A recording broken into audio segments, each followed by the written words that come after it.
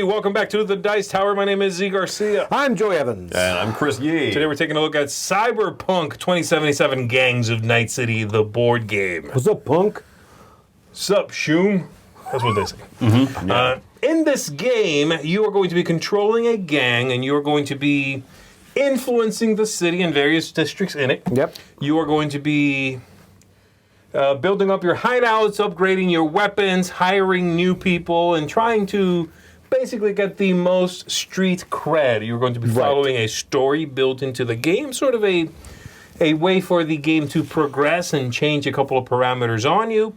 Ultimately trying to, like I said, get the most street cred. Whoever has the most of that is going to be the winner of the game. Some area control in there, some action selection in there.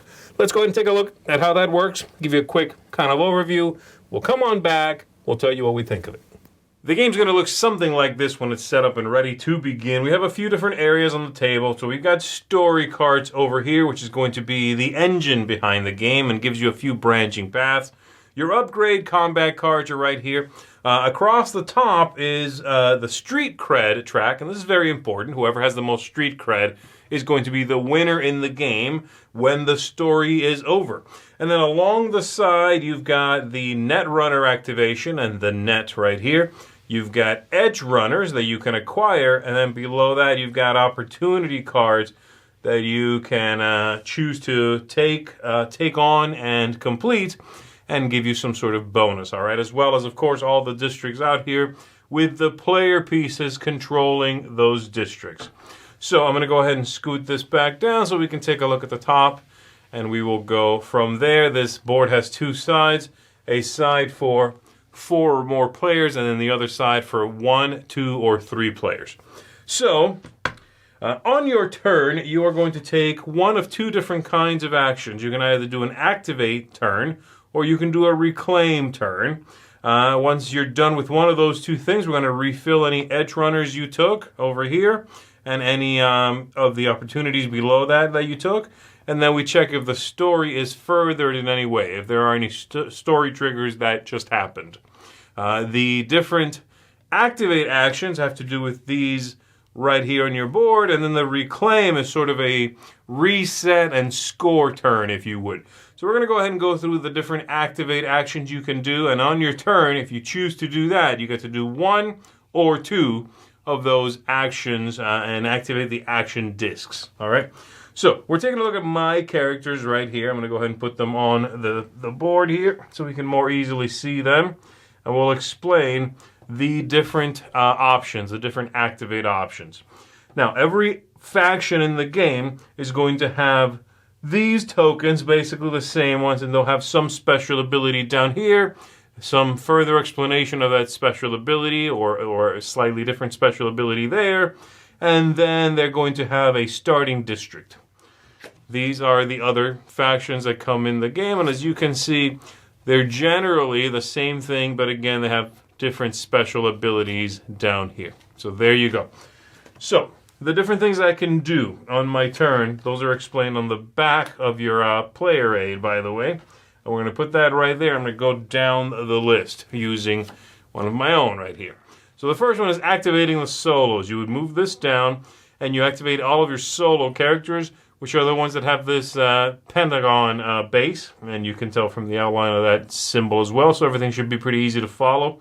Activating them is going to let you move all your solos into adjacent locations, and if there is someone in one of those places you choose to, you can start a fight in one of those. That's what the solos do. They fight. We'll come back to how combat goes in a little bit. Next up, we've got activating your techies. If you activate your techies, you're going to be able to move all of your techies, and then you can either seize an opportunity or you can hire an edge runner. If you seize an opportunity or hire an edge runner, you need to, in order to do that, control one of these points of interest. So one of these, if you want to hire an edge runner, and you need to control one of the gray ones, one of these, or that one there, if you want to go for the opportunities, okay? And they remind you of that right here on the board. You need to control one of those, or you need to control one of these. When you hire an edge runner, that's going to cost you Eurodollars, which is one of the tokens in the game. So these right here. And you can grab the card, pay their cost, grab the card, find the corresponding mini, and then put a token on it, a base on it, and then deploy that out there somewhere where you have a safe house, all right? So that's how that works. I'll just go ahead and leave them out there. Once that's done, this will replenish at the end of your turn, all right?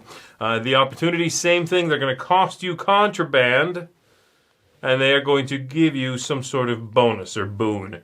They often have a requirement. You need to control something. You need to be somewhere on the board, and then you pay the contraband, which are these tokens right here, and then you get the reward. So those are the two different kinds of things you can do whenever you activate your techies. Next up, let's bring this right back down. You can activate your net runners. And so activating your net runners, which are these right here, that's going to let you move all your net runners, and then you can attempt a net run. So let's go ahead and take a look at that on the side right here.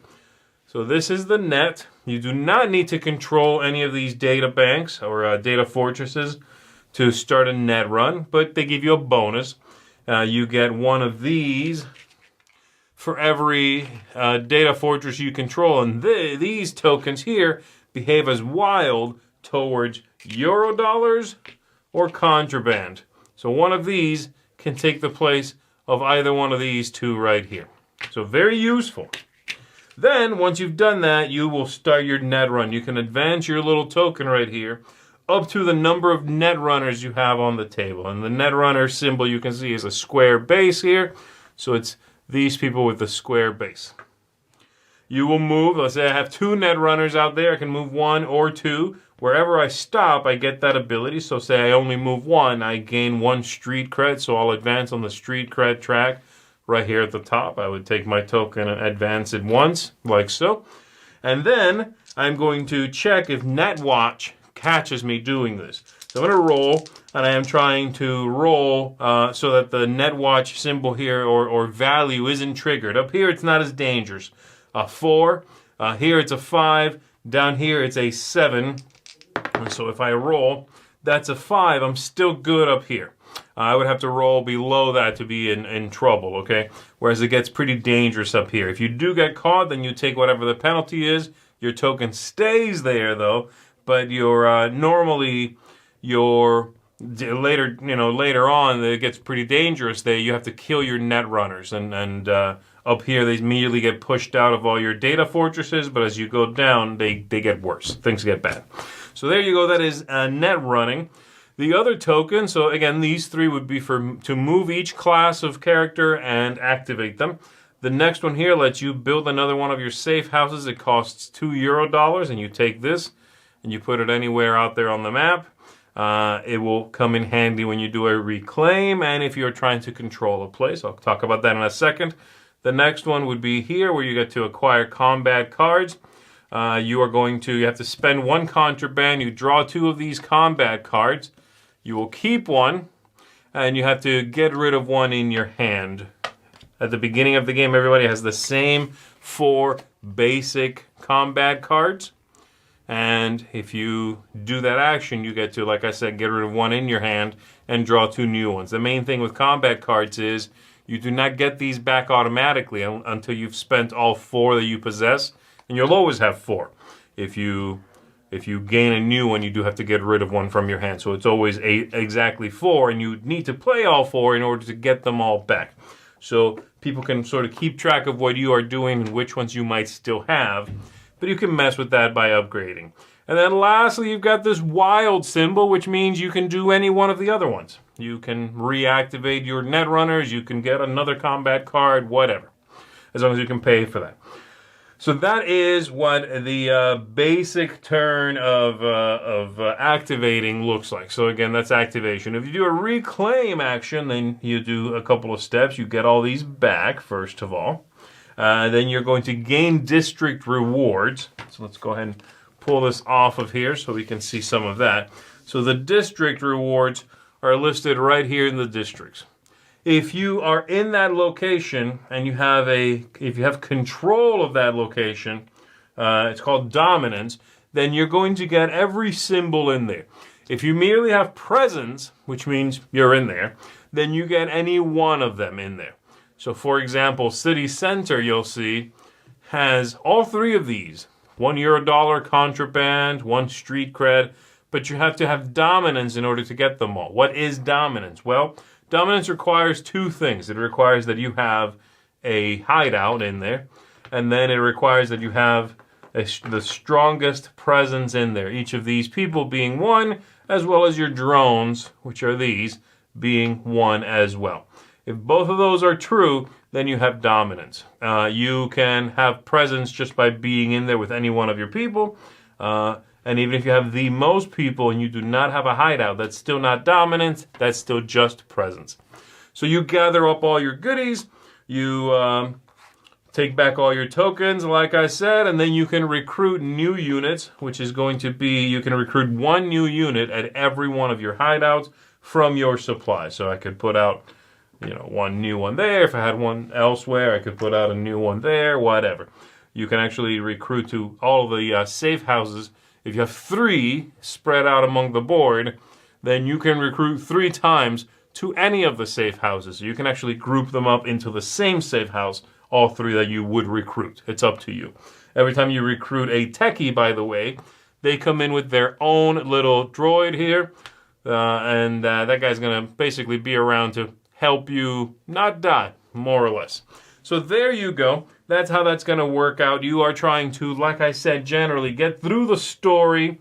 The stories, there's a few in the game, and they tell you what's important, what's not important, perhaps what you should pursue or not pursue. They give a little flavor and direction to the proceedings, and you are going to be using that in order to push the story ahead and perhaps try to be opportunistic when it comes to gaining street cred. One final thing I want to mention is these points of interest.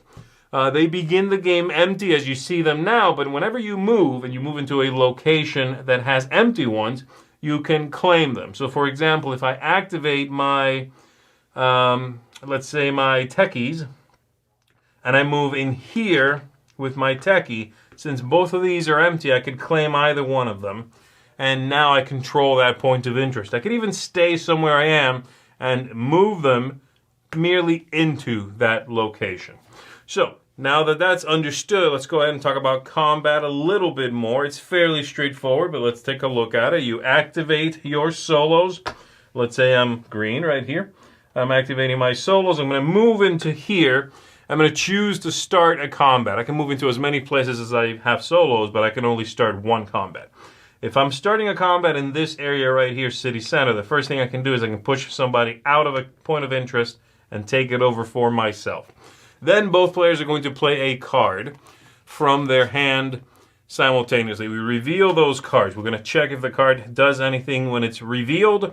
We are going to check the number of these guns. Whoever has, basically whoever has the least, or rather, of everybody, excluding the person who has the most, everybody else is going to lose a unit, okay? So if there are 3 players in there, they all fight, and the person with the most guns is good, everybody else loses 1. Normally the combats will be generally between 2 people, but it could be more than that. Then you're going to check here if any other effects trigger, and then the card is discarded. In this case, for example, if I play the Crusher here, it has 3 guns, and it says that I gain street cred, 1 street cred, if I don't lose any units. Basically, if I had the most strength. And if that's true, then my opponent would lose one of these. They could lose the drone, or they could lose whoever. They could lose that one. And then this was true for me. I didn't lose any units, so I would gain 1 street cred. This card sits out and, somewhere visible to the other players. And that's the turn. That's combat. You get all these back, like I said, when they're all spent. So there you go. That is generally the flow of the game. That is what you are doing, trying to get through the story. It does have branching paths where it's going to tell you, okay, if you achieve this one thing, put out Act 2A. That if you achieve this other thing, then put out 2B. It'll be different that way. And it sort of branches until you get to a conclusion, and then whoever has the most points is the winner of the game. So this is a setting I really, really love. I've played the video game a tiny bit. Like I basically played a demo of it for like 3 hours, which is funny because anything else you do for 3 hours is a decent amount. A big role-playing video game like this for 3 hours, you're done with character creation. That's about it. You know what I mean? It's like you barely scratch the surface. Metal arm or no metal arm. Right. Right. So I've played it a little bit. I do love the setting, very sort of neon, steeped, punk. The language is very much its own thing in the game, and I like the setting. I think it's grimy. It's kind of what I want Cyberpunk to be. Very grimy, very, Dark. body enhancement, modifications, crazy sci-fi stuff. So I like the setting. The game itself, weirdly, there is a little bit of a disconnect, I think, from that setting, because I find, and you guys can agree or disagree with me here on this one, that the game is almost like too clean of a design for how grimy Cyberpunk 2077 as a setting is. At the partway through my first game of it, I was like, okay, this is good. The area control, all of the rules make sense. It's not too difficult to kind of, understand what I'm doing. All right, we'll do some combat and stuff. But I never felt at any point that it felt cyberpunk-ish, cyberpunk-y. Cyberpunk-y. Cyberpunk-y, right?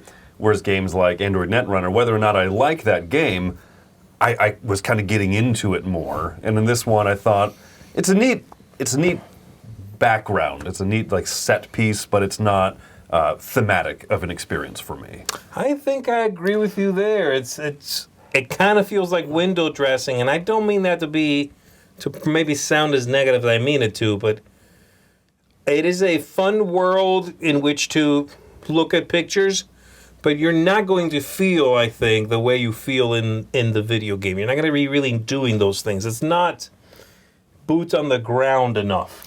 No, and also, you're attacking with the drone. It doesn't really feel like that. It should feel a bit better with that. I mean, I did like the net running, as far as the push your luck, and you have somebody else at the console too. But I'll go back and say it doesn't feel like net running. It doesn't. I like the push your luck aspect of it. Sure. But it doesn't feel. I know what you're talking about. Yeah. It does. You don't feel the theme really rush through. But what about the story cards? Does that bring it forward for you, or not really? I don't think it brings the story forward. No, I think the story in those, the little Whatever you chapters, do, get it. whatever. Yeah, Right. the Act 1, Act 2 Right. branching thing. It's good to change the mechanisms in the game, but I don't think, again, it brings the story forward. But lest we get too negative, I will say the mechanisms, I think, are excellent in this game. I think the game is clean and streamlined and precise, almost to a fault, because of that theme.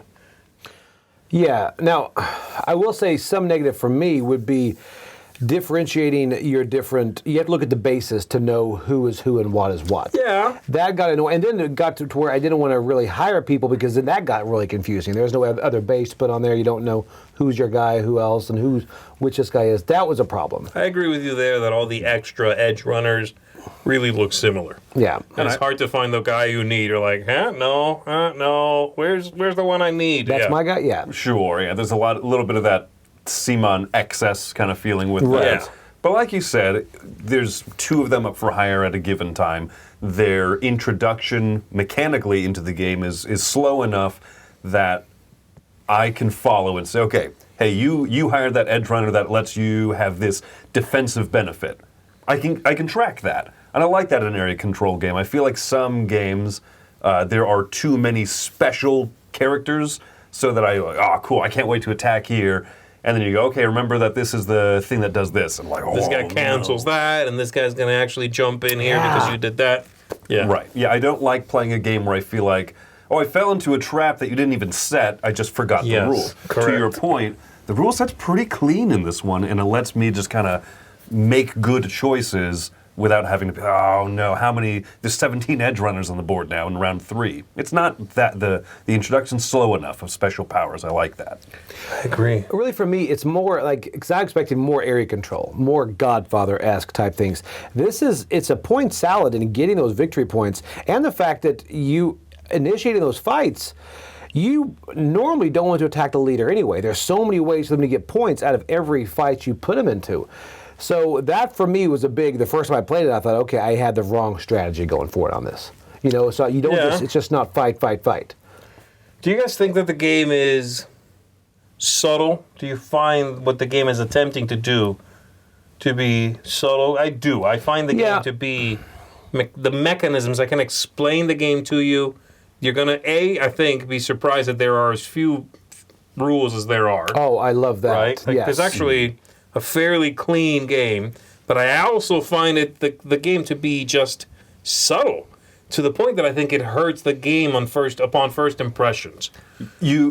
I go into a game with this expectation, and I'm not reviewing it against my expectation, right? I'm reviewing it for what it is, but you go into thinking like, I'm going to rock some fights, I'm going to do some big nasty area control and stuff, and at some point you go, I'm going to initiate a fight that I can lose because I've upgraded my weapons cards into some really fun abilities that I'm doing stuff different from what I thought that I would be doing. And even when I start a game, like, okay, I knew the game, I'm playing it again.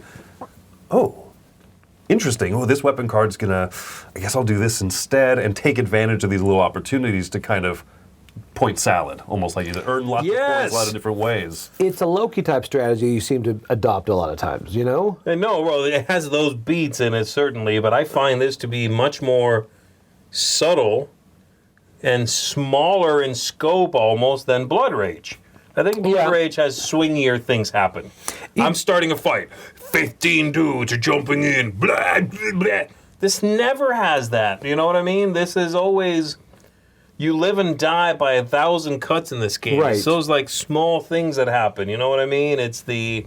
Like you said, I found myself having thinky turns way earlier and way more frequently than I expected I would in a game of this type. And again, it sounds like I'm being negative about the game.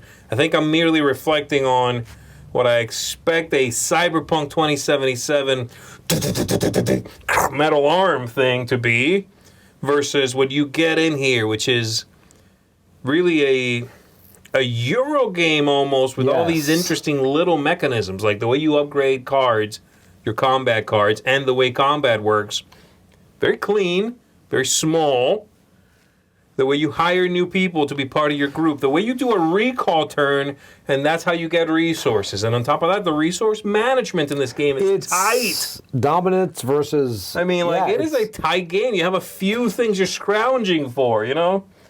So I found that to be very interesting. I just think it subverts what perhaps people are expecting. It's subtle, not bombastic. Yeah. Does the randomness bother you? Because there's a lot of randomness on opportunity draws, combat card draws. I mean, net run dice, and then, of course, the story card at the end could just change things. There's a lot of randomness going through. You can't... Being strategic is difficult because those random draws will make you deviate or lose. I don't think it bothered me, no. I like that combat isn't random. No, that's the only thing. That would have been too much if you're rolling dice in combat. Right. But I don't mind the net running thing. You can kind of, you deal with that. And there's some mitigation with there. There's some mitigation sometimes, and if you get your person burnt out or pushed out of the point of interest, then you jump back in there, there's that push and pull. There's very few spaces on the board, to control, and you kind of jump back in there. I will say, I think as far as scalability for this game, I unfortunately don't think it's very good. I think a game has a clear 4 players is very, very good. There are enough points of interest. There's enough of that messing with each other. Mm-hmm. You're going to jump into fights where you're fighting 2 fools instead of 1 more frequently. A lot more. And I think you lose and you become chaos higher than that, and you lose and become becomes a little vanilla lower than that. Mm-hmm. 3, there's fewer points of interest than on the 4-player side of the board, but there's still just as many regions. So for a player like me, and people might be saying like, oh, Chris doesn't really tend to like combat games, I'm far pickier with them. I do like it at 3 because not every movement is just like, oh, that guy's about to die. Oh, this is, there's a little more room to kind of breathe on the board. But if you want more action, 4-player. And if you want more area control and more of that sort of, I was going to jump into that point of interest, but you just moved in there. I guess I could push you out if I moved my solo in there and shoot you out. Right. Okay, but I wanted to, instead I was going to build one of my, hideouts. I'll do that first, and then, I'll do a recall turn and get some goodies now while the getting's good. Yeah, it's it's a good, at 4, I think is where the game is going to sing, and where you're going to see the different factions feel the best. Some factions get better with more players, get worse with fewer, whatever. You know, they change how effective they are based on the player count. I think 4 is where it's at. It's where it seems to be for me. This is an interesting one to talk about because it's, I guess, not what I think of when I think of a modern CMON game. No. Massive Darkness 2, this ain't.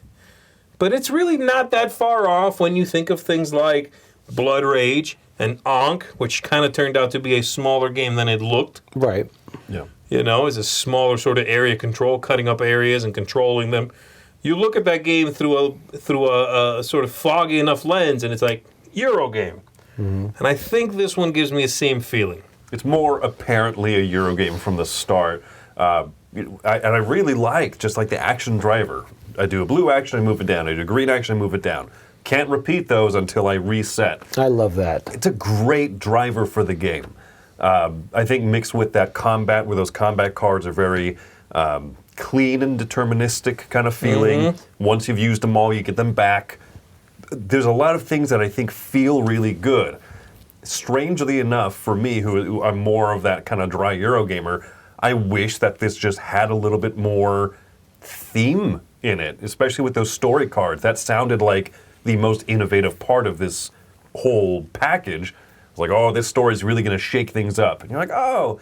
And it does, but it does so mechanically again, you know what I mean? Yeah. It's like, oh, in this one, you each begin with a prototype weapon, and you can't upgrade your weapons until somebody gets to 9 points. It's like, that's cool, and you're telling me like 3 lines of flavor text that is supposed to be what's happening, but it really does kind of fade into the background, and I just look at the game with one twisted mechanism, and I go, oh, cool. Okay, let me see how I can manipulate that in-game sort of terms. Which is odd because those story cards are very game-changing in what they do a lot of times. But the theme isn't some nice, good paragraph flavor text of why. Yeah. So I agree with that. Anything else you guys want to talk about before we go into final thoughts here? No, you mentioned the action reclaim. I've always loved that because it's just so clean. You know, you sit someone down, it's like, here, boom, boom, boom, boom, you can't do it, you come back. This is an easy game to teach. It's so easy. And then pulling those resources, like, presence dominance, there it is. Pull, take one or take them all. I like that a lot.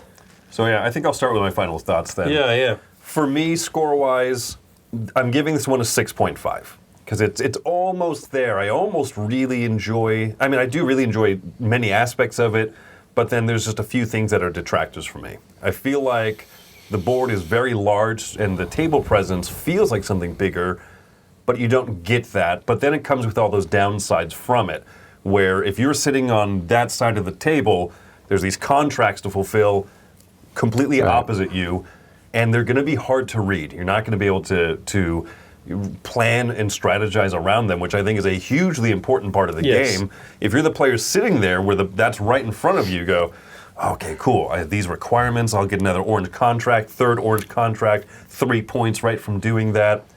There's an unfortunate kind of spread because of the size of the game that doesn't quite feel merited to me, and I think it's going to affect people's play of it, even just where you're sitting at the table. That being said, I like the combat. I really enjoy kind of how smooth and clean it is, but I wish that there was some more to it. So 6.5, I like it. You could convince me to play this again, today, honestly, but I still see too many of its flaws. Yep, I agree. I'm coming to 6.5 as well. Okay. Mainly because the theme does not come through. I compare this to Godfather a lot. I think this is a better game. Yeah, that's a solid comparison, honestly. I think this is a better game. I like the theme of Godfather more, but this game I think is better. And I just, unlike you, I think there is some randomness that kind of got me a couple times. Like the story card at the end would just shift things, and I'm like, I can't really win at this point, That's true. But, it's like, I do like that because it does add to the story, but at that point I had to pivot so much that I couldn't come back from it. I do like how fighting is not game-ending either way.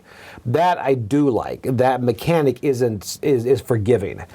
But this is one I want to dive into more and enjoy more. I just wish there was more theme with it. I wish you felt like you were there a bit more because the minis look great. I agree with you guys, but I'm coming in considerably higher, I guess you could say. I'm giving it an 8.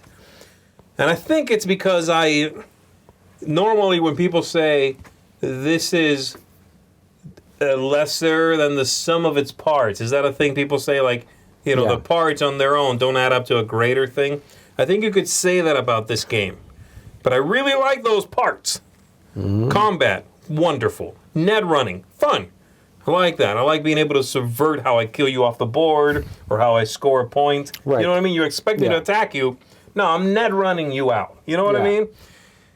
I like all the pieces, the action selection and the recall thing or whatever. I like all of that. But yes, it doesn't all add up to something that is greater than those parts. If you enjoy those parts and you don't mind that this is a little limp in the theme department, and I agree with you guys there, then I think you're going to have a good time with it. But yes, I also wish that it was a little more thematic, Yep.